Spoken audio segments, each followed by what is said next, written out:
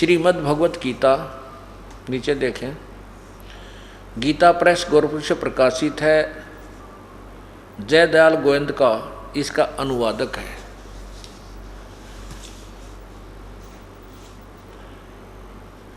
श्रीमद् भगवत गीता पद छेद अवन्य अन्वय साधारण भाषा टीका सहित गीता प्रेस गोरखपुर से प्रकाशित है। यहाँ देखिए,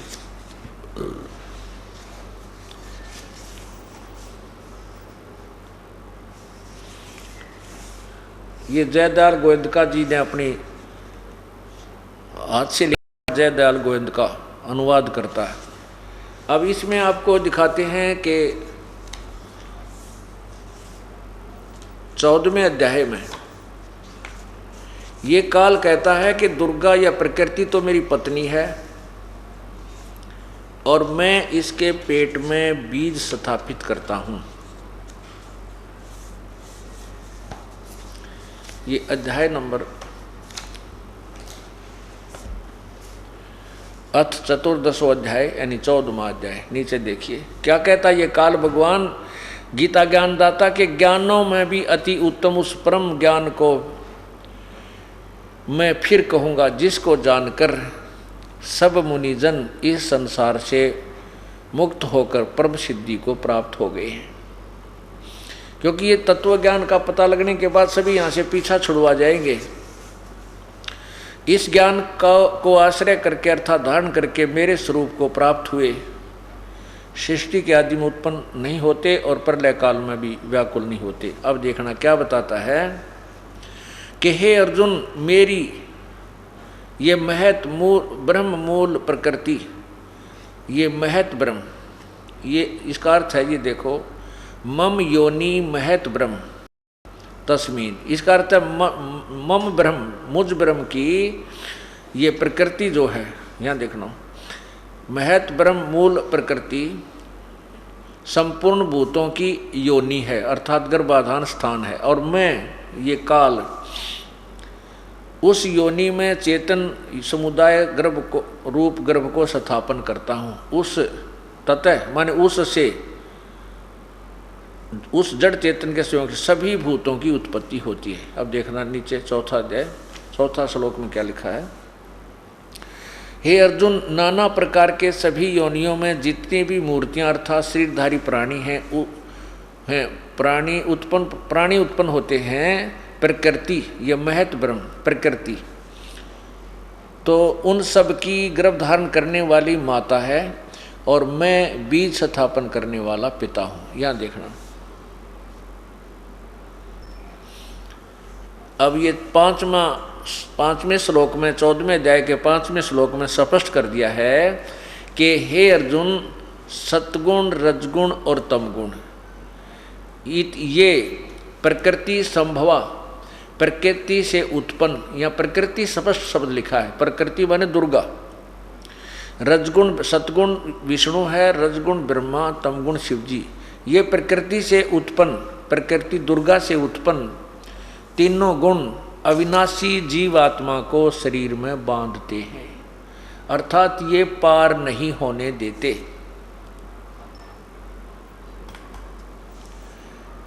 अब आपके समक्ष ये क्लियर हो गया, ये स्पष्ट हो गया है कि रजगुण ब्रह्मा जी, सतगुण विष्णु, तमगुण शिव जी, और इनकी उत्पत्ति दुर्गा और काल से हुई है। प्रकृति दुर्गा को प्रकृति भी कहते हैं, इसको महत यानी प्रधान भी कहते हैं। अब गीता ज्ञानदाता भगवान इन ब्रह्मा विष्णु महेश से भी भिन्न है और गीता के अंदर गीता ज्ञानदाता ने किसी अन्य परमात्मा के विषय में भी जानकारी दे रखी है। वो पूर्ण परमात्मा के विषय में भी बताया है। उस पूर्ण परमात्मा की भक्ति विधि और तत्व ज्ञान को समझने के लिए तत्वदर्शी संतों की खोज करने की राय दी है, सलाह दी है। इससे सिद्ध है कि गीता ज्ञानदाता भी कंप्लीट नॉलेज नहीं रखता, इसको भी संपूर्ण ज्ञान नहीं है। उन्होंने भी ऑप्शन छोड़ दिया है कि उस परम पिता उस परम जीव परमात्मा की, पूर्ण ब्रह्म की, परम अक्षर ब्रह्म की यदि तूने प्राप्ति करनी है तो किसी तत्वदर्शी संत की खोज करो। और तत्वदर्शी संत कैसे होंगे? तत्वदर्शी संत की पहचान बताई है कि वह तत्वदर्शी संत कैसा होगा। 15वें अध्याय के प्रथम श्लोक में ही बताया है कि वो तत्वदर्शी संत कैसा होगा, वो कैसा ज्ञान देता है, तो उसको आप तत्वदर्शी संत समझना। अब एक झलक आपको फिर दिखाते हैं, क्योंकि ये एक ऐसा छुपा हुआ ज्ञान है कि अभी तक अपने समक्ष नहीं आया। और जो दंत कथा लोकवेद हमने सुना था, उसको जब से जन्म हुआ है उसी समय से हम किसी न किसी से, कोई संत से या एक दूसरे से वो सुनते आ रहे थे। तो वो पुराना रंग हमारे अंदर इतना जमा हो चुका है, उसको उतारने के लिए बार बार ये सत्संग रूपी रेगमार मारना पड़ेगा, और तब ये ज्ञान, यथार्थ ज्ञान अपने अंदर समाएगा। अब आपने ये तो पढ़ लिया गीता जी में कि तीनों गुणों की भक्ति, रजगुण ब्रह्मा, सतगुण विष्णु, तमगुण शिव जी, ये इनकी भक्ति मूर्ख लोग करते हैं। एक बार फिर देख लीजिए, क्योंकि एक ऐसा ज्ञान है, एक बार इंसान इस सत्संग को कहीं पर सुन रहा होगा तो एकदम झटका सा लगेगा कि ये संत कैसे कह रहा है ब्रह्मा विष्णु महेश। कहाँ लिखा है ऐसा कि उनको पूजा को मनाही की है? फिर देखिए श्रीमद् भगवत गीता और गीता प्रेस गोरखपुर से प्रकाशित ये 7वां अध्याय, ये 7वां अध्याय, नीचे देखिए अध्याय श्लोक नंबर 12 से ये वाला। इसमें लिखा कि और भी जो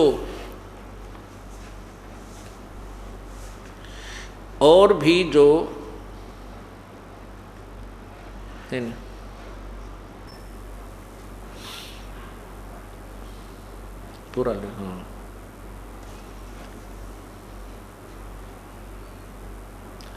और ये है 7वें अध्याय का 12वां श्लोक आपको पढ़कर सुना रहे हैं। और भी जो सतगुण से यानी सतगुण विष्णु जी से उत्पन्न होने वाले भाव हैं, और जो रजगुण से तथा तमोगुण से,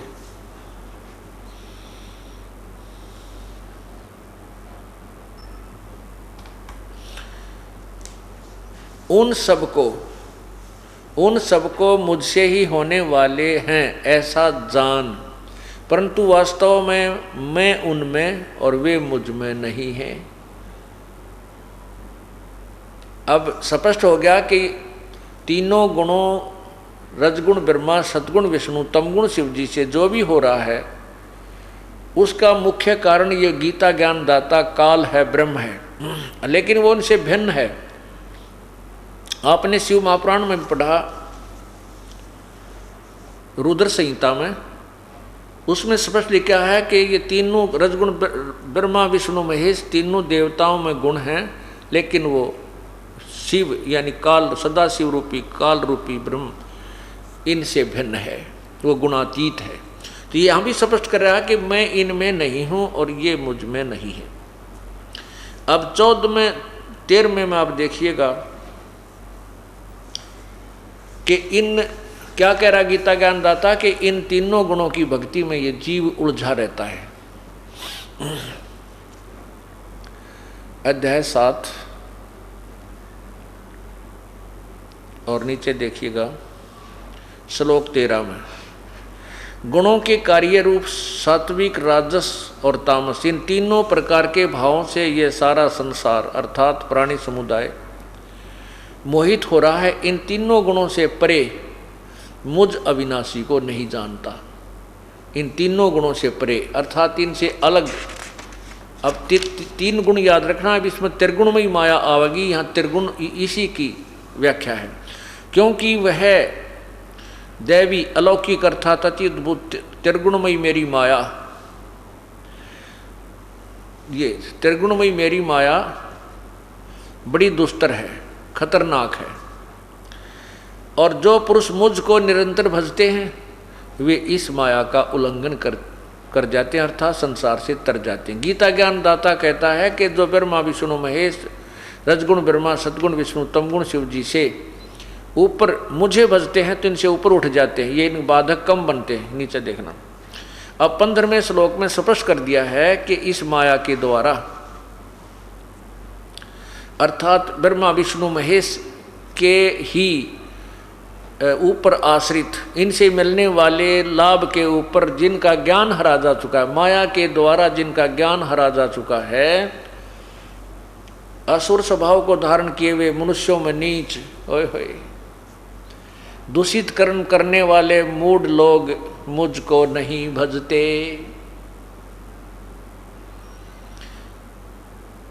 अब स्पष्ट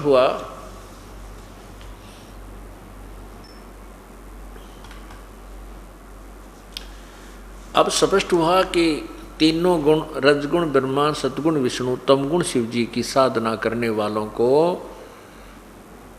मूर्ख बताया है। राक्षस स्वभाव को धारण किए हुए मनुष्यों में नीच लिखा है, दुष्कर्म करने वाले। पुण्यात्माओं, ये दास भी हिंदू धर्म में जन्म हुआ, प्रथम बार ये ज्ञान सुना था तो बड़ा झटका सा लग गया था, और आंखों देखकर इन प्रमाणों को भी ये स्वीकार्य नहीं हो रहा था कि ब्रह्मा विष्णु महेश से ऊपर कोई शक्ति है और इनकी पूजा नहीं करनी चाहिए। इनको इष्ट रूप में पूजा नहीं बताया, बाकी अनादरणीय नहीं है। अभी आपको क्लियर करेंगे कुछ देर में। अब इसका थोड़ा सा संक्षिप्त वर्णन किया जाएगा।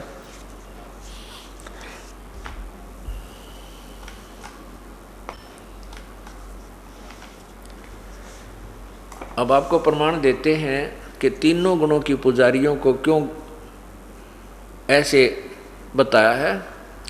जैसे रावण ने भक्ति की थी तमोगुण भगवान शिव की, उसने क्या क्या जुल्म किए, एक पर नारी का अपहरण किया और राक्षस कहलाया। राक्षस स्वभाव को धारण किए हुए मनुष्यों में नीच ऐसा दुष्कर्म कर दिया कि भगवान की पत्नी यानी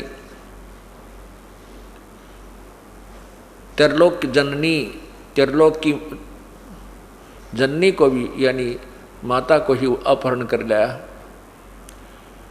राक्षस कहलाया। एक भस्मागिरी नाम का साधु था, उसने भगवान शिव के द्वार के आगे यानी मकान के सामने 12 वर्ष तक ऊपर को पैर करके नीचे को शीश करके भगवान शिव की उपासना की, तमोगुण भगवान शिव की उपासना की। जब वो 12 वर्ष तक साधना करता रहा, एक दिन पार्वती जी के कहने तक भगवान शिव ने पूछा कि हे महात्मा जी, आप मांगो, क्या मांगना चाहते हो मेरे से। भस्मागिरी ने उसी आसन पर तप करते हुए ज्यों का त्यों उल्टा ऊपर को पैर कर किए हुए कहा कि आप वचनबद्ध हो जाओ, तब मैं अपना ये तप बंद करूंगा। भगवान शिव ने कहा ठीक है, मैं वचनबद्ध हो जाता हूँ, मांग क्या मांगता है। तो वचनबद्ध होते सीधा खड़ा हो गया। तप इसीलिए इतनी देर तक तप कर रहा था, इसी वास्ते खड़ा कहने लगा कि मुझे आप अपना भस्म कड़ा दे दो। एक भगवान शिव के पास एक कंगन था, कड़ा था, भस्म कंडा। उसमें वो शक्ति थी कि जिसके ऊपर शीश पे न्यू करके सिर के ऊपर ऐसे करके कह दे भस्म, वही प्राणी जल जाता था, राख हो जाती थी। इसका ज्ञान उस भस्मागिरी को था। और भस्मागिरी के मन में के खोट था कि शिव जी की तपस्या करके शिव जी से ही भस्म कंडा लेकर शिव जी ने मारूं और पार्वती को पत्नी बनाऊं। जिसके उस दुष्ट उद्देश्य को भगवान शंकर भी ना समझ सके। इससे सिद्ध हुआ कि ये अंतर्यामी भी कोई ना, भगवान विष्णु जी शिव जी अंतर्यामी भी सिद्ध नहीं हुए, क्योंकि वो उसके खोट अंदर के खोट को नहीं जान सके ये किस लिए साधना कर रहा है। तेरा शत्रु बन के तेरी तपस्या कर रहा है।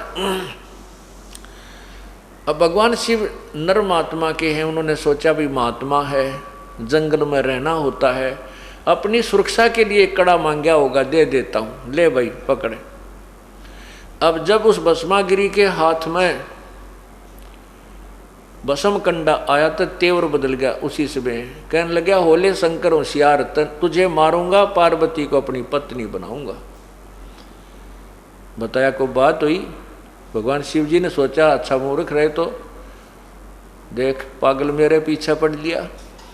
अब भगवान शिव जी आगे आगे बस और भस्मागिरी पीछे पीछे। तो भगवान शिव विष्णु जी को पता चला, उन्होंने पार्वती रूप धारण किया और भस्मागिरी के सामने आकर खड़े हो गए और बोले कि भस्मागिरी रुक जा, क्यों भाग रहा है, आ जा मेरे पास बैठ जा। भस्मागिरी तो इसी दुष्ट कर्म के लिए ये सब कुकर्म कर रहा था, 12 वर्ष तक की जो परिश्रम किया, वो पार्वती को देखते खड़ा हो गया। पार्वती जी ने कहा कि आप मुझे डांस करके दिखाओ।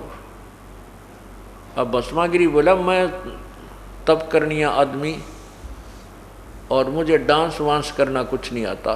पार्वती रूप में भगवान विष्णु जी कहने लगे, मैं तुझे डांस करना सिखाती हूँ, इस हाथ को ऐसे कर, इस हाथ को ऐसे कर, इसको ऐसे कर, इस पैर को ऐसे कर। वो करेगा मूर्ख, उसकी तो बकवाद में ध्यान था। कहने लगे, इस हाथ को ऊपर ला। जब नो इस सिर पे आ लिया ना वो कड़ाई वाला हाथ, तो भगवान ने कह दिया भस्म। वो भस्मागिरी भस्म हो गया। वो भस्मागिरी फिर भस्मा असुर कहलाया। भस्मा असुर गिरी से भस्मा असुर यानी भस्मा राक्षस बन गया। फिर भगवान विष्णु ने दौड़े जा रहे शंकर के सामने प्रकट होकर कहा कि भोलेनाथ रुक जा। विष्णु जी, भगवान शंकर बोले, विष्णु भाग ले भाग ले। वो ऐसे ऐसे उसने भस्मागिरी ने मेरे से भस्म कंडा प्राप्त कर लिया है, वो फूंक देगा, भाग ले। तो भगवान विष्णु ने कहा कि ये देख, तेरा भस्म कंडा मैं ले आया हूँ और उसको भस्म कर दिया है। तो कहने का भाव ये है कि तमोगुण की उपासना करने वाले राक्षस स्वभाव को धारण किए हुए मनुष्यों में नीच दुष्कर्म करने वाले ये मूर्ख सिद्ध हो गए। तमोगुण के उपासक तो ऐसे सिद्ध। अब ब्रह्मा का रजोगुण का उपासक श्री विष्णु जी के साथ हिरण्यकशिपु ने द्वेष लगा लिया और ब्रह्मा जी की उपासना की, ब्रह्मा जी की साधना करके सिद्धि प्राप्त कर ली। सिद्धि प्राप्त करके फिर अपने आप भगवान बन बैठा, अपने ही पुत्र का शत्रु बन गया कि मेरी भक्ति करो, विष्णु भगवान की पूजा मत करो। राक्षस कहलाया, कुत्ते वाली मौत मरा।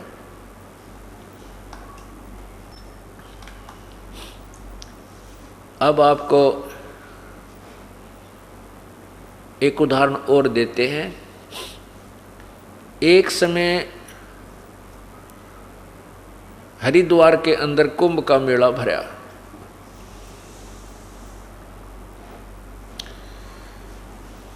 कुंभ का मेला भरता है, उसमें स्नान करने के लिए सभी ऋषिजन, ये महात्मा, गिरी, पुरी, नाथ, कनपाड़े, नाग्य, वैष्णु, ये सब जाते हैं और वहाँ जाकर के ये अपने अपने ग्रुप में, अपने अपने समुदायों में इकट्ठे हो जाते हैं और फिर वो इकट्ठे ही स्नान करने के लिए उस विशेष तिथि को विशेष समय में जो पूर्व निर्धारित किया गया होता है कि इस दिन पर भी लगेगी उस स्नान की, वो स्नान करने के लिए जाते हैं। इसी प्रकार आज से लगभग 350 वर्ष पूर्व एक कुंभ का मेला हरिद्वार में हर की पैड़ियों पर भी हुई थी, उसकी यानी भरा था। उसमें स्नान करने के लिए सबसे पहले नागा कति नंगे रहा करें, उनको नागा साधु कहते हैं, वो भी शिव जी के पुजारी हैं।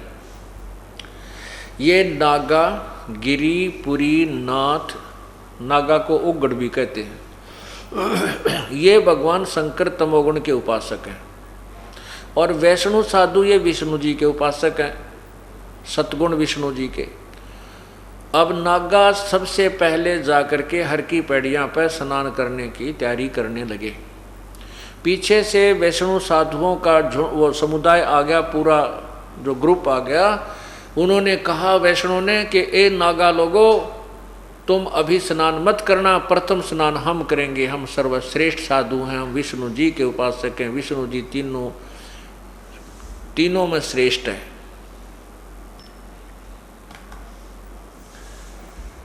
नागाओं ने कहा कि हम सर्वश्रेष्ठ हैं और तुम बाद में स्नान करना, पहले गंगा में हम स्नान करेंगे। विष्णु साधु बोले तुम कहाँ के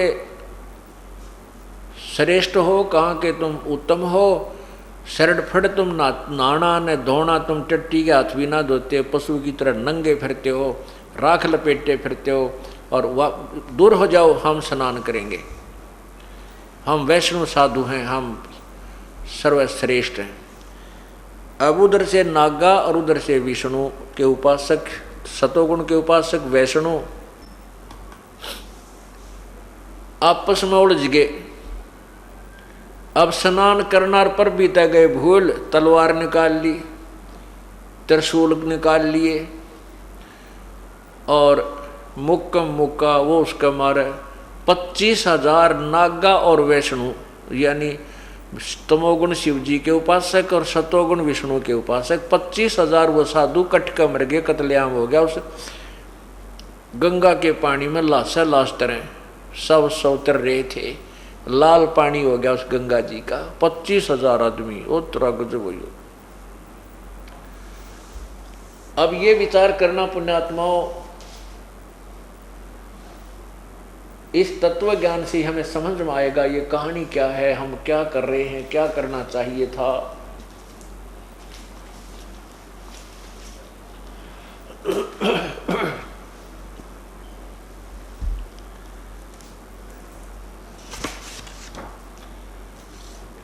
अब इसके विषय में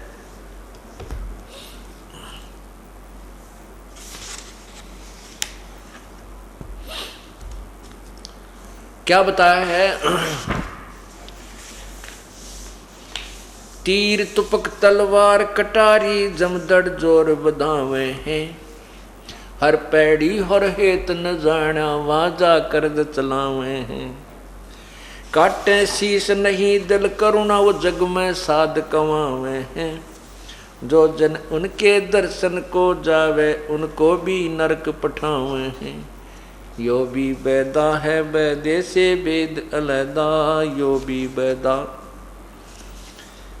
अब परमात्मा की प्यारी आत्मा आदरणीय गरीबदास साहिब जी ने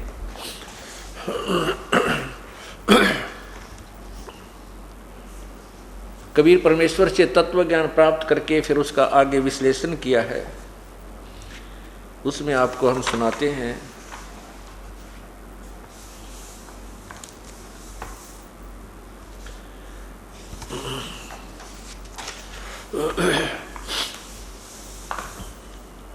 सदग्रंथ के अंदर बहदे का अंग है। बैरागी सन्यासी सब ही चूतड़ छार लगावे हैं, 500 रांड 2500 लड़के धूंधू धार मचावे हैं। अब देखो परमात्मा ने क्या कहा है कि सन्यासी बैरागी, ये सन्यासी जो हैं गिरी पुरी, ये शिव जी के उपासक, और बैरागी विष्णु जी के उपासक, इनके विषय में कह रहे हैं कि सब ही कुछ तो इनमें अपना राख रूख लपेट कर न बिल्कुल नारी सी व्यवस्था बना कर रहते हैं, और इनमें 500 रांड 2500 लड़के, 5 काम क्रोध मोह लोभ अहंकार रूपी नारी। अब क्या बताते हैं कि सन्यासी कैसे बनते हैं कि घर छोड़ दिया और सन्यास ले लिया। परमात्मा कहते हैं एक नारी त्याग दीनी पांच नारी गैल बे, पाया ना द्वारा मोक्ष का सुखदेव करी बहु सैल बे। एक स्त्री को छोड़ देने मात्र से आप वैरागी सन्यासी नहीं बन जाते। तो यहां कहते हैं 5 नारी, काम क्रोध मोह लोभ अहंकार, इनको त्याग दब वैरागी होगा। और फिर 25 इसकी प्रकृति है इनकी, 5 तत्व, 5 इनके जो आगे विभाग हैं। तो उसके बारे में कहते हैं पांचों रांड 25 लड़के, ये काम क्रोध मोह लोभ अहंकार, और साथ में शब्द स्पर्श रूप रस गंध आदि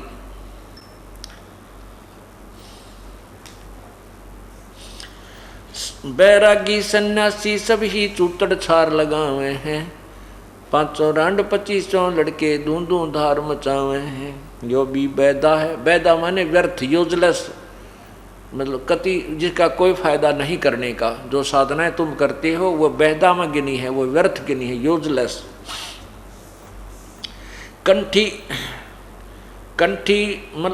कंठी माला और मृगशाला सिर पर जटा रखा हुए हैं।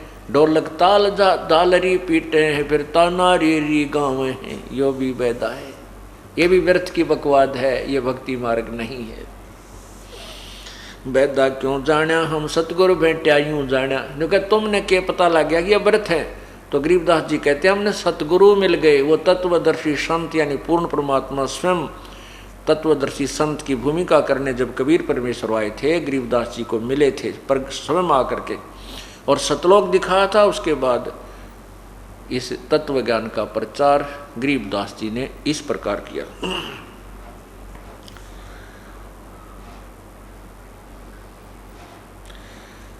करवा और कोपीन लिए जो बनखंड गुफा बनावे हैं, खुद्या कुत्ती घट में दूती, फिर गृह द्वारे जावे हैं। सन्यासी हो गए, घर छोड़ दिया, वन में जाकर गुफा बना ली, और भूख लगी फिर गांव में आए शहर में रोटी मांगने। कहते हैं करवा और कोपीन लिए, एक करवा यानी लोटा ले लिया और शरीर पर कति नंगा एक लंगोट बांध लिया पर्दे पे, कति त्यागी बन गया और गुफा बना ली, और रोटी मांगने फिर गांव में आया। बता क्या का वैराग लिया तूने। परमात्मा कहते हैं अपने घर में रह, काम कर, बाल बच्चा में रह और भक्ति कर, बड़ी बनाई रोटी मिले, किधर धक्के खाने ना किता आना न जाना। करवा और कोफीन लिए जो बनखंड गुफा बनावे हैं, खुदा कुत्ती घट में दूती, क्षुदा भूख, फिर गृही द्वारे आवे हैं। फिर गृहस्थी के द्वार ने आगे आते हाथ फैलाते हो तुम, तो बता फिर गांव छोड़ने का क्या फायदा हुआ, घर त्यागने का क्या यूज हुआ, क्या फायदा हुआ। खाकी और निर्वाणी नागा, ये नागे महात्मा सिद्ध जमात चना हुए हैं। रणसिंगे तुरही तुतकारा, फिर गागड़ भांग घुटावे हैं। ये विकार और फिर न्यारे शुरू कर दें घर छोड़ने पीछे। काशी गया प्रयाग महोदित जगन्नाथ को जावे हैं। लोहागर और पुष्कर परसे है, द्वारका दाग दगावे हैं। तीर तुपक तलवार कटारी जमदड़ जोर बंधावे हैं। हर पैड़ी हर हेत न जाण्या, वाजा तेग चलावे हैं। यो भी बैदा है बैदे से भेद अलैदा। काटे शीस नहीं दिल करुणा, वो जग में साध कमावे हैं। जो जन उनके दर्शन को जावे, उनको भी नरक ले जावे। कहते ऐसे गुरुओं ऐसे संतों के जो दर्शन करने जाओ उनको भी नरक का भागी बनाते हैं। जो काटे शीस नहीं दिल करुणा, जिनके दिल में दया नहीं और साधु कुआं काट आपस में कट मरे, तो दूसरों का कल्याण वो क्या करेंगे।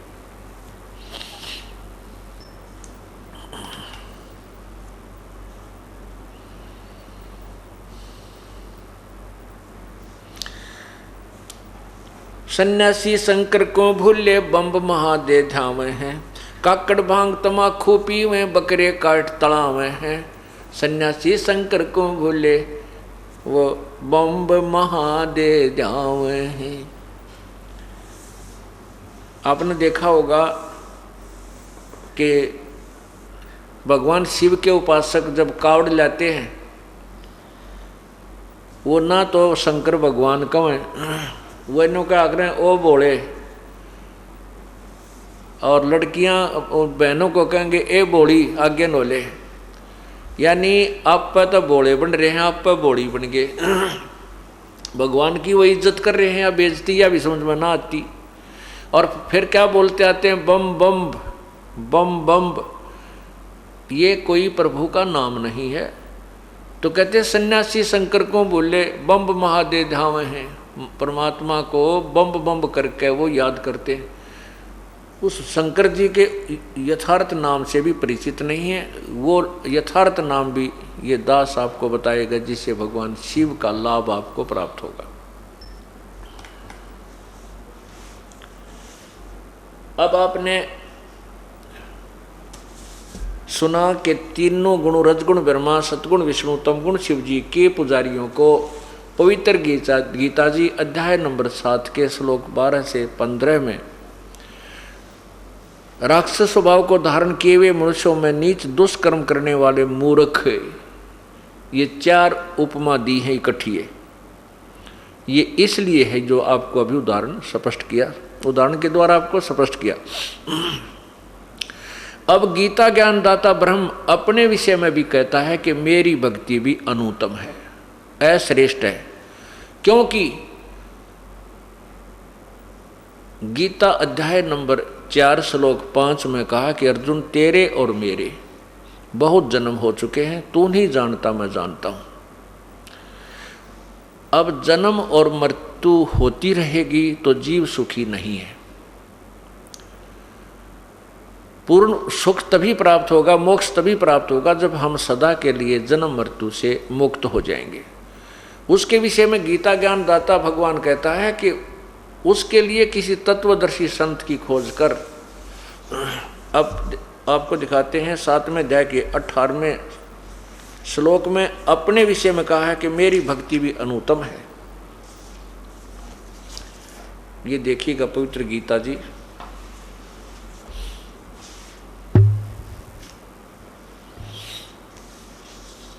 अध्याय नंबर 7 के अब 15 तक आपने पढ़ा। ये देखिए 15वें का, इसमें कहा कि माया के द्वारा जिनका ज्ञान हरा जा चुका है, असुर स्वभाव को धारण किए हुए मनुष्यों में नीच दूषित कर्म करने वाले मूर्ख मूढ़ लोग मुझको नहीं बचते, गीता ज्ञानदाता कह रहा है। अब मुझको नहीं बचते, इससे सिद्ध है कि तीनों गुणों कोई और हैं जो पूजा करते हैं, वो ब्रह्मा विष्णु महेश हैं। अब 16 में लिखा है कि मेरी भक्ति भी 4 प्रकार के करते हैं।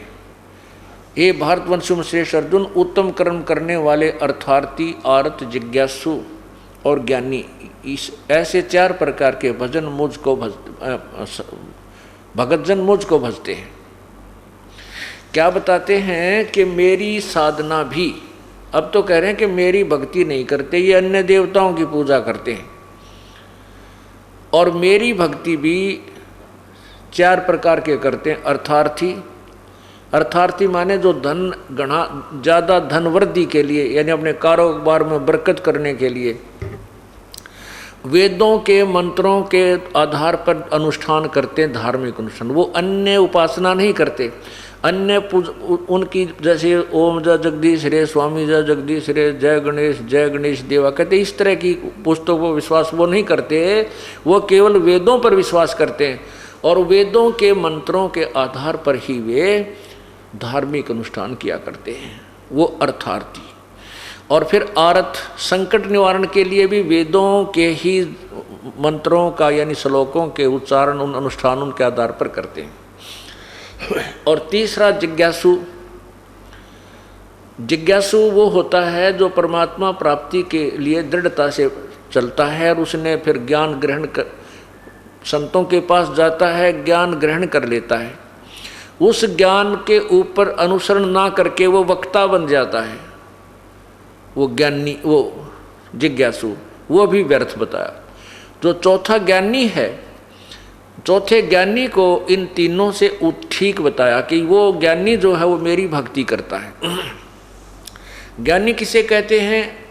जिसको ये ज्ञान हो गया कि मनुष्य जीवन बार बार नहीं मिलता और मनुष्य जीवन प्राप्त करके भक्ति करनी चाहिए। वेदों में उन्होंने पढ़ा कि एक ही परमात्मा है जो जिसकी भक्ति करने से जीव का पूर्ण कल्याण हो सकता है। उस एक ही प्रभु की भक्ति करनी चाहिए, अन्य उपासना अन्य देवताओं की, ब्रह्मा विष्णु महेश आदि की नहीं करनी चाहिए। उस ज्ञानी को इतना पता हो गया तो उसने वेदों को पढ़ा, स्वयं ही निष्कर्ष निकाल लिया कि उसमें ओम नाम लिखा है, ओम नाम ही मोक्षदायक है, क्योंकि उस ज्ञानी को तत्वदर्शी संत नहीं मिला और तत्वदर्शी संत के बिना वेदों को समझा नहीं जा सकता। गुरु बिन काहू न पाया ज्ञाना, जो थो था बुछड़े किसाना। गुरु बिन वेद पढ़े जो प्राणी, समझे अनुसार रहे अज्ञानी। तो उन ज्ञानी व्यक्तियों ने जैसे चुनक ऋषि, जैसे वशिष्ठ ऋषि, जैसे कपिल ऋषि जैसे, इन ज्ञानियों को ये तो पता हो गया कि भगवान की भक्ति करने से मोक्ष होगा, अन्य देवताओं की पूजा से नहीं करनी चाहिए। और वेदों को पढ़ा। वेदों में यजुर्वेद अध्याय नंबर 40 के मंत्र नंबर 15 में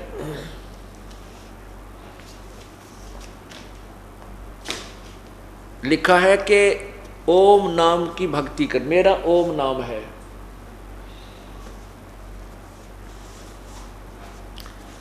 ये वेदों का ज्ञानदाता और गीता जी का ज्ञानदाता ब्रह्म है। अब देखिए यजुर्वेद में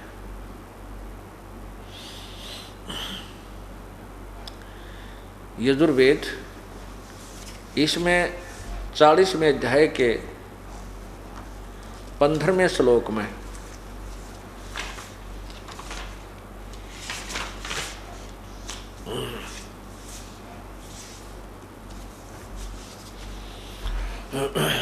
इसमें है 40वां अध्याय यजुर्वेद भाषा भाष्यम 44वां अध्याय यानी 40वां अध्याय। नीचे देखो यहाँ पर ये 15वां मंत्र है। इसमें लिखा है वायु अनिलम अमृतम भस्मांतम शरीरम ओम कर्तो समर। ओम कर्तो समर, किलवे समर और कर्तुम समर। इसका क्या अर्थ बनता है कि ओम नाम का स्मरण। अब ये अनुवादकर्ता ने इसको गलत किया है, महर्षि दानंद जी का द्वारा किया हुआ ये। इन्होंने इसमें स्पष्ट लिखा कि ओम कर्तो समर। कर्तो माने काम करते करते, किलबे माने विशेष कसक के साथ, और कर्तुम अपना वास्तविक कर्तव्य जानकर, मनुष्य जीवन का मूल कर्तव्य जानकर ओम नाम का सिमरण कर। इसका सीधा अर्थ बनता है वायोर अनिलम अमृतम इदम भस्मांतम शरीरम। इसका क्या अर्थ बनता है कि जब शरीर छोड़कर जाएगा, जब तेरे शरीर का अंत होगा, तेरा शरीर नष्ट होगा, उस समय तक भक्ति करते रहना और तेरा जो ये 5 तत्व, ये अंदर सूक्ष्म शरीर है वो अमर हो जाएगा, अर्थात उसमें कुछ शक्ति प्राप्त हो जाएगी।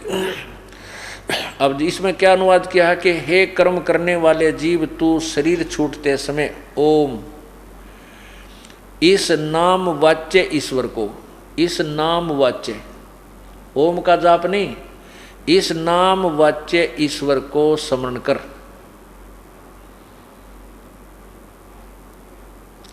अपने सामर्थ्य के लिए पर परमात्मा और अपने स्वरूप का स्मरण कर, अपने किए का स्मरण कर।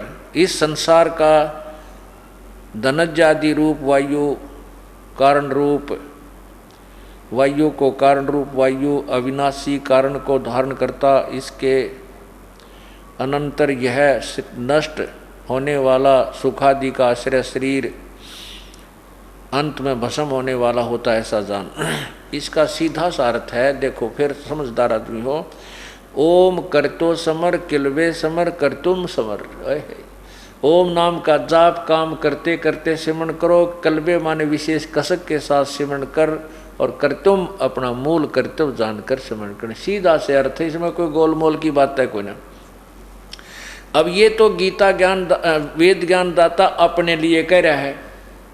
अब इसमें 17वें श्लोक में दो भगवान, कोई और भगवान बताया है, नीचे देखो 17वां। इसमें लिखा है कि हे मनुष्यों, जिस ज्योति स्वरूप रक्षक मुझ से अविनाशी यथार्थ कारण के आच्छादित मुख के तुल्य उत्तम अंग का प्रकाश किया जाता है, जो वह प्राण व सूर्य मंडल में पूर्ण परमात्मा है। यानी वेद ज्ञान दाता किसी और पूर्ण परमात्मा के विषय में कह रहा है। वह पर प्रोक्ष रूप, वो तो गुप्त है, प्रोक्ष रूप है। और अहम मैं खम्भ माने स्वर्ग भी होता है या आकाश भी अर्थ होता है। मैं आकाश में, मैं ब्रह्म, अहम ब्रह्म, ये ऊपर इसका देखना। हर्मेन पात्रेण सतस्य अपहितम मुखम ये असौ आदित्य पुरुष स अहम ओम खम्भ ब्रह्म। ओम अहम मैं ओम खम्भ ब्रह्म, खम्भ माने स्वर्ग में ब्रह्म। मैं जो गीता वेद ज्ञान दाता कह रहा है कि मैं ब्रह्म, और ओम नाम के जो जाप करते हैं उसको ब्रह्म तक ले जाता, यानी स्वर्ग तक जाते हैं। और वो परमात्मा तो गुप्त है। आगे लिखा है प्रोक्ष है, सब गुण कर्म कर प्रोक्ष है। मैं आकाश के तुल्य व्यापक, सबके गुण कर्म और स्वरूप करके अधिक हूँ। ओम सबका रक्षक जो मैं उसका ओम ऐसा नाम जानूं। अब इसमें क्या है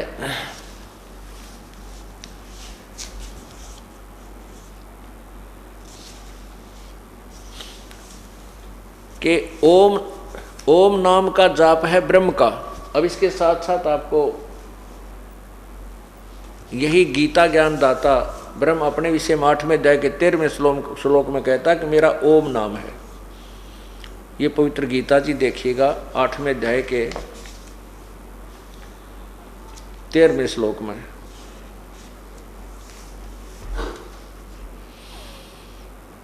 आठवें अध्याय के नीचे आइएगा, ये 13वां श्लोक है, ये 13वां। इसकी हम संस्कृत पढ़ते हैं। ओम इति एक अक्षरम ब्रह्म व्यवहारन माम अनुसमरण, यह प्रयाति तजन देहम स याति परमाम गतिम। गीता ज्ञान दाता कहता है कि अहम ओम इति एक अक्षरम ब्रह्म व्यवहारन माम ब्रह्म, मुझ ब्रह्म का ये ओम केवल यही एक अक्षर है। ओम केवल यह एक अक्षर है, व्यवहारन यानी उच्चारण करके स्मरण करने का। और जो ये प्रयाति तजन देहम सयाति परमाम गतिम, जो इसकी अंतिम सांस तक, देह छूटने तक, शरीर का नष्ट होने तक इसका जाप करता है, वो मेरे वाली परम गति को प्राप्त होता है। सब यहाँ देखना, यहाँ से शुरू होता है। ये 14, 13 और 14 की इकट्ठी अनुवाद है। यहाँ ये जो ओम, जो पुरुष ओम, इस एक अक्षर रूप, इसने लिखा यहाँ ब्रह्म को यहाँ लगा दिया, रूप ब्रह्म को उच्चारण करता हुआ और उसके अर्थ स्वरूप मुझ निर्गुण ब्रह्म, यहाँ माम ब्रह्म यहाँ आना चाहिए था। ब्रह्म का चिंतन करता हुआ शरीर को त्याग कर जाता है, वह पुरुष परम गति को प्राप्त होता है। अब ये तो बताया इसने अपने लिए। और फिर 17वें अध्याय के 23वें श्लोक में कहा है कि उस परमात्मा के भक्ति के लिए, पूर्ण परमात्मा, पूर्ण मोक्ष के लिए पूर्ण परमात्मा की भक्ति करनी चाहिए। और उसके लिए ओम तत्सत इति निर्देश है ब्रह्मणे त्रिविध समर्थ है। ये देखिए गीता जी और अध्याय 17 और श्लोक 23। इसमें लिखा है कि ओम तत् सत इति निर्देश है ब्रह्मण त्रिविध समर्थ है ब्राह्मणा तेन वेदा च यगा च विहिता पुरा। इसका अर्थ है कि ओम तत् सत, उस ब्रह्मण माने पूर्ण परमात्मा यानी सच्चिदानंद ब्रह्म का। यहाँ देख लें कि ओम तत् सत, ऐसा यह 3 प्रकार का सच्चिदानंद घन ब्रह्म का नाम कहा है। गीता ज्ञान दाता ब्रह्म से अलग कोई ब्रह्म है जो सच्चिदानंद घन ब्रह्म है। ब्रह्मणे का अर्थ है ब्रह्म से अलग जो अन्य परमात्मा है पूर्ण ब्रह्म, उसका नाम कहा है। उससे सृष्टि आदि काल में ब्राह्मण और वेद तथा आदि रचे गए। नहीं, इसका अर्थ ये बनता है कि सृष्टि के प्रारंभ में ब्राह्मणा यानी विद्वान पुरुष, ब्राह्मण का अर्थ विद्वान पुरुष होता है, तो ब्राह्मण यानी विद्वान पुरुष उसी आधार पर अपनी साधनाएं किया करते थे। अब इसके लिए बताया कि पूर्ण परमात्मा की साधना तो 3 मंत्र के जाप से ओम तत् सत। अब अपना तो बता दिया कि मेरा बुझ ब्रह्म का तो ओम नाम है, उसका जो अंतिम सांस तक समन करता रहेगा मुझे प्राप्त होगा। और उस परमात्मा के पाने के 3 मंत्र का जाप है ओम तत् सत। ओम और ये तत् मिलकर के सतनाम बनता है। ये 2 अक्षर का होता है। इसमें एक ओम मंत्र है, दूसरा गुप्त है जो ये दास बताएगा जो उपदेश लेता है। तो उस 2 अक्षर के मंत्र तय एक सतनाम बनता है। और फिर तीसरा जो सत्य है वो सार नाम है। फिर ये कुल मिलाकर के 3 अक्षर का ओम तत् सत एक कंप्लीट मंत्र बन जाता है। और इनकी इसकी स्मरण करने की विधि भी 3 प्रकार की है। त्रिविध समर्थ है, 3 प्रकार से इसका सिमरण करना होता है। ये गीता जी कह रही। अब गीता जी अध्याय नंबर 4 के मंत्र 34 में कहा है कि उस तत्वदर्शी संत की खोज करो, वो आपको ज्ञान देगा। अब इससे पूर्व हम ये बताना चाहेंगे कि गीता ज्ञान दाता ने अपने वाली परम गति को भी अश्रेष्ठ कहा। क्यों कहा है? क्योंकि गीता ज्ञान दाता कह रहा है कि अर्जुन तेरे और मेरे बहुत जन्म हो चुके हैं, तू नहीं जानता मैं जानता हूं। ये देखिएगा गीता जी अध्याय नंबर 4 अध्याय, नीचे देखिए यहाँ 4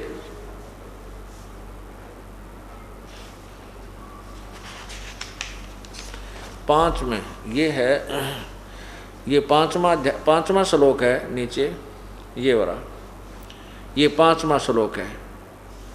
यहाँ देखना, हे परंतम अर्जुन मेरे और तेरे बहुत से जन्म हो चुके हैं, उन सबको तू नहीं जानता मैं जानता हूँ। फिर इसमें लिखा कि मेरे जो जन्म और मृत्यु हैं वो अलौकिक है। यह देखना, हे 9वां श्लोक, हे अर्जुन मेरे जन्म और कर्म दिव्य अर्थात निर्मल और अलौकिक है। इसी प्रकार जो मनुष्य तत्व से जान लेता है वह शरीर को त्याग कर फिर जन्म को नहीं प्राप्त होता, मुझे प्राप्त होता जैसे भी। अब ये क्या कहता है कि मेरे और तेरे बहुत जन्म हो लिए, तू नहीं जानता मैं जानता हूँ। मेरे जन्म और मृत्यु अलौकिक हैं। इससे सिद्ध है कि जन्म मृत्यु तो गीता ज्ञान दाता का भी होता है, अविनाशी नहीं है। 10वें अध्याय के दूसरे श्लोक में आप देखिएगा स्पष्ट किया है, यही काल कहता है कि अर्जुन मेरे जन्म को, मेरी उत्पत्ति को ये देवता लोग नहीं जानते, क्योंकि ये मेरे से उत्पन्न हुए। स्पष्ट है, क्योंकि ब्रह्मा विष्णु महेश और ब्रह्मा विष्णु महेश के बाद फिर अन्य देवता उत्पन्न हुए। ये सभी काल से उत्पन्न हुए, दुर्गा के माध्यम से हुए। इसलिए जन्म तो इसका है, लेकिन ये देवता नहीं जानते क्योंकि ये इसके बेटे हैं, पुत्र हैं। पुत्र पिता की उत्पत्ति को नहीं बता सकते, और पिता की उत्पत्ति को तो दादा बता सकता है, क्योंकि वो उससे उत्पन्न हुआ होता है। अब देखना, श्रीमद् भगवद गीता अध्याय नंबर 10 और श्लोक नंबर 2, ये देखिएगा। मेरी उत्पत्ति को, लीला से प्रकट होने को, मेरे प्रभाव माने उत्पत्ति, मेरी उत्पत्ति को न देवता लोग जानते हैं न महर्षि जन ही जानते हैं, क्योंकि मैं सब प्रकार से देवताओं का और महर्षियों का आदि कारण हूँ, यानी इनकी उत्पत्ति का कारण हूँ। इससे स्पष्ट हो गया कि गीता ज्ञान दाता यानी ब्रह्म ज्योति निरंजन का जन्म तो हुआ है, लेकिन ये देवता और महर्षि नहीं जानते, क्योंकि ये तो इससे उत्पन्न हुए। अब ब्रह्म की उत्पत्ति को कौन बताओगा? पूर्ण ब्रह्म, जो इस ब्रह्म का भी पिता है। उसने स्वयं आकर के चारों युगों में प्रकट होकर के इस पूरी सृष्टि रचना को और ब्रह्म की और दुर्गा की उत्पत्ति, सब जीवों की उत्पत्ति, ब्रह्मा विष्णु महेश के जन्म की व्याख्या निर्णायक तरीके से की। और वो इस कलयुग में भी 600 वर्ष 550 वर्ष पूर्व परमात्मा ने आकर के इसी तत्व ज्ञान को, सदग्रंथों के जो निर्णायक ज्ञान को सिंपल लैंग्वेज में कबीर वाणी के अंदर लिपिबद्ध करवा दिया, जो आज हमारे पास प्रमाणित है। अब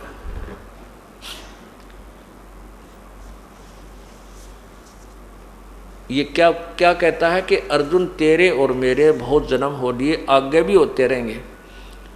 दूसरे गीता जी अध्याय नंबर 2 के श्लोक 12 में भी लिखा है कि ये सामने खड़े सैनिक तू और मैं पहले भी थे, आज भी हैं, आगे भी होंगे। ये मत सोचना कि हम अभी अभी हैं। इससे सिद्ध है कि गीता ज्ञानदाता भी जन्मता और मरता है, इसकी भी मृत्यु होती है। इसलिए ये कहता है कि मेरे को प्राप्त होकर प्राणी फिर जन्म मृत्यु को प्राप्त होते हैं। लेकिन इसलिए अर्जुन तो उस परम पद उस सर्वभाव से उस परमेश्वर की शरण में जा, जिसकी कृपा से तू परम शांति और शाश्वत सतान सदा रहने वाले लोक को चला जाएगा। 15वें अध्याय के 4 श्लोक में कहा है कि तत्वदर्शी संत की प्राप्ति के उपरांत उस परम पद परमेश्वर की खोज करनी चाहिए, जहां जाने के बाद साधक फिर लौटकर संसार में नहीं आता। अब आपको बिल्कुल श्रेय से सुनाऊंगा इस तत्व ज्ञान को, पहले थोड़ा सा हिंट देता हूं। श्रीमद् भगवद गीता अध्याय नंबर 15 श्लोक नंबर ये देखिएगा 4। अब कहते हैं तत्वदर्शी संत की प्राप्ति के उपरांत फिर उसके द्वारा प्राप्त ज्ञान के आधार पर उसके पश्चात उस परम पद रूप परमेश्वर को भली भांति खोजना चाहिए, जिसमें गए हुए पुरुष फिर लौटकर संसार में नहीं आते, और जिस परमेश्वर से पुरातन संसार वृक्ष की प्रवृत्ति विस्तार को प्राप्त हुई है, उसी आदि पुरुष नारायण के मैं शरण हूँ। गीता ज्ञानदाता कहता मैं भी उसी की शरण हूँ। इस प्रकार दृढ़ निश्चय करके उस परमेश्वर का मनन और निधिध्यासन करना चाहिए। गीता ज्ञानदाता किसी और भगवान की पूजा के लिए कह रहा है।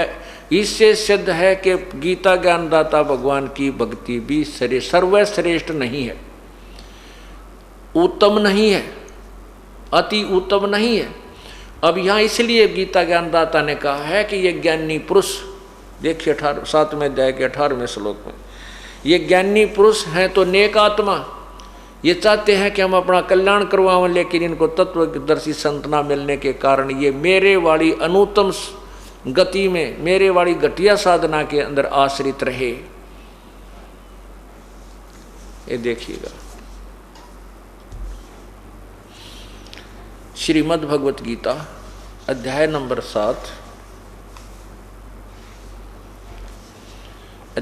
7 और श्लोक नंबर 18। इसमें लिखा है कि उदारा सर्वे एव एते ज्ञानी तु आत्मा एव मे मतम। मेरे विचार में ये सभी ज्ञानी आत्मा उदार तो हैं, और आस्थित से ही युक्त आत्मा माम एवं अनुतमाम गतिम। ये सभी की सभी भगवान को चाहने वाली आत्माएं मेरे वाली घटिया गति में आस्थित हैं, आश्रित हैं। इसका सिद्धार्थ बनता है।